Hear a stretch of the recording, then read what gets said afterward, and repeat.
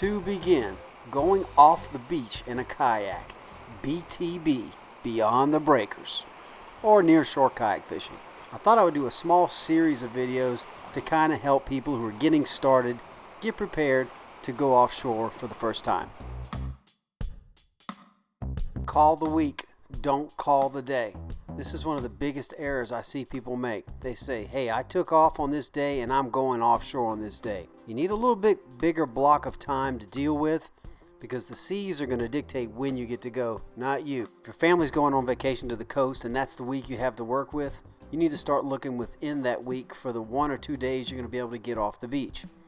If you can choose the week, try to choose a week in a period that's calm, late summer, early fall.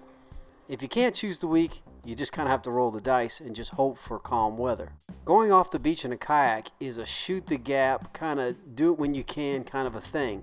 Always have a backup plan to go inshore, backwaters, for when you just can't get off the beach. That way you're not disappointed when you get completely blown out.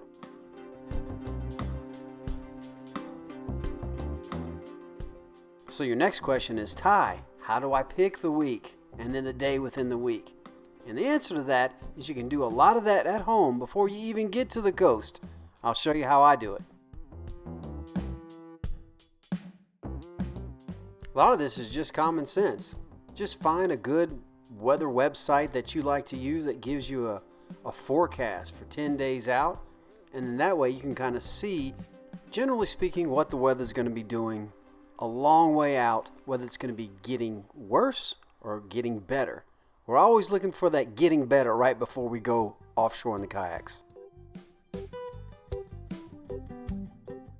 But look, before I even check the weather, I go to windfinder.com. I have it saved in my desktop on my phone. I check this non-stop. It gives me days and days out, wind direction every couple hours, and it's always dead on. So what am I looking for BTB out of the wind? I want it to be less than 10 miles an hour. And I want it to be less than 10 miles an hour for the day before and after if I can help it. A super light 2-3 mile an hour south wind is amazing to go offshore.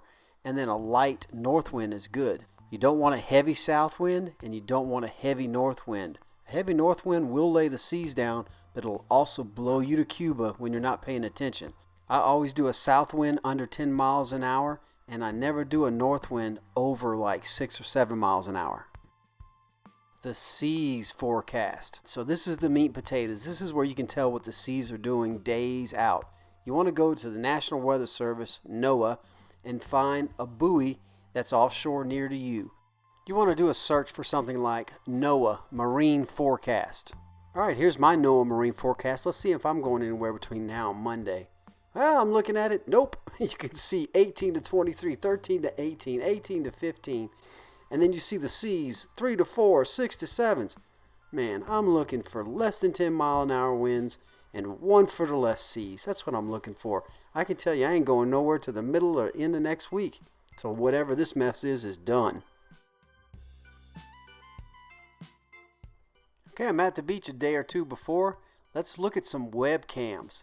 Now, PensacolaSurf.com is one I check a lot, and it shows me a view of the beach and what the surf is doing. I'm looking at it today to see if I'm going to be able to go out tomorrow. You can see this picture right here is just calm and beautiful, and it would give me high hopes for the next day, as long as nothing big was blowing in and wasn't showing up on the previous things we talked about. But if I check the Pensacola Surf Cam and it looked like this, and I see a surfer, oh my gosh, you see surfboards? You can rule out BTB, buddy. Anytime we see surfboards headed to the beach, we're like, that's it for BTB. Because they're looking for big breaks, big waves. The exact opposite of what we're looking for. So here you go. This is a no-go today, and I doubt that's going to calm down tomorrow unless we see something in the previous websites that we've talked about. If you just Google, there's so many webcams and web pictures from your area that you can check the water and have a bird's eye view of what the water is doing at the very moment, at lunchtime, to see you can go fishing that evening. So look, here's a 3 mile bridge shot that I checked to see what the bay looks like. I don't want to see any whitecaps in this picture if I'm planning to go in that bay. And if there's whitecaps on this, it's kind of bad news for the beach. So I check all these to kind of give me a general idea of just what is happening with the wind, water, and weather in my area.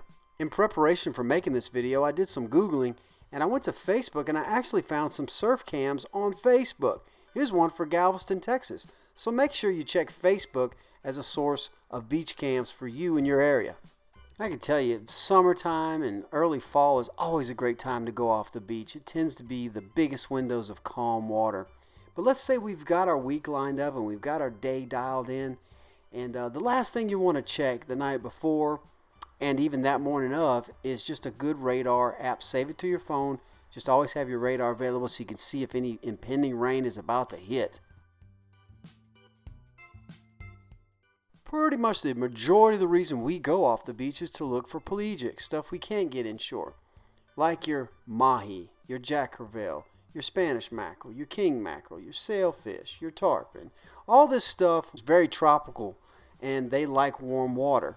What's the magic number, Teresa, for the pelagics? A solid 68. She says 68, I say 70. No, the Spanish will come back when the water temp hits 68. 70 is a good rule of thumb. You can fudge it a little bit at 68 because in the springtime when the water hits 68, the Spanish mackerel are the first to show back up to the beach. And then in November, the Spanish will stay. They pack their bags very last.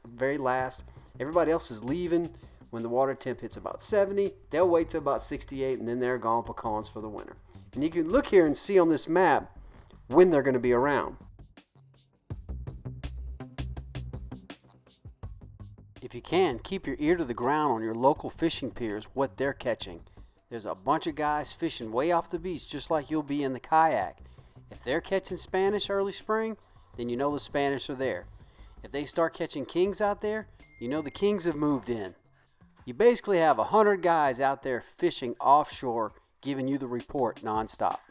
So you can see the yellow hump. Those pelagic fish will be here through all those temperatures until November, where you can see the end of November, early December, where it drops below 68. They're going to pack up and go way south. They're going to be gone January, February, March. End of March, beginning of April, we start to hit that 68. So BTB time, we can say roughly April, May, June, July, August, September, October, and beginning of November. There you go. That's your offshore BTB general period to fish. So BTB for beginners. Thanks a lot for tuning in. Next time we'll get into just what you're going to need to actually get you off the beach and so on and so forth. We'll see you next time. What?